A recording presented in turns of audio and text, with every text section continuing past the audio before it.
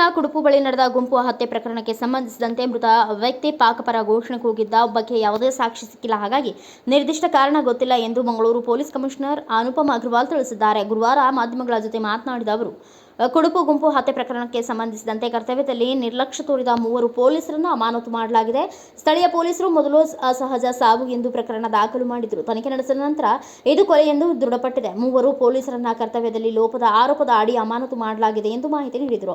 ಕರ್ತವ್ಯ ಲೋಪದ ಮೇರೆಗೆ ಮಂಗಳೂರು ಗ್ರಾಮಾಂತರ ಠಾಣೆಯ ಇನ್ಸ್ಪೆಕ್ಟರ್ ಶಿವಕುಮಾರ್, ಹೆಡ್ ಕಾನ್ಸ್ಟೇಬಲ್ ಚಂದ್ರ ಪಿ, ಕಾನ್ಸ್ಟೇಬಲ್ ಯಲಾಲಿಂಗ 3ರನ್ನ ಅಮಾನತು ಮಾಡಲಾಗಿದೆ. ಪ್ರಕರಣದ ಬಗ್ಗೆ ತನಿಖೆಯನ್ನು ಮುಂದುವರಿಸುತ್ತಿದ್ದೇವೆ. ಉತ್ತರ ಕನ್ನಡ ಜಿಲ್ಲೆಯ ಗೋಕಾಕ್ನಿಂದ ಒಬ್ಬ ಆರೋಪಿಯನ್ನು ಗುರುವಾರ ಬಂಧಿಸಿದ್ದೇವೆ. ಒಟ್ಟು ಈಗಾಗಲೇ 20 ಮಂದಿಯನ್ನು ಬಂಧಿಸಲಾಗಿದೆ. ತಲೆಮರೆಸಿಕೊಂಡಿರುವವರಿಗೆ ಹುಡುಕಾಟ ನಡೆಸುತ್ತಿದ್ದೇವೆ. ಘಟನಾ ಸ್ಥಳದಲ್ಲಿದ್ದ 15 ಜನರಿಗೆ ನೋಟಿಸ್ ಜಾರಿ ಮಾಡಿದ್ದೇವೆ ಎಂದರು.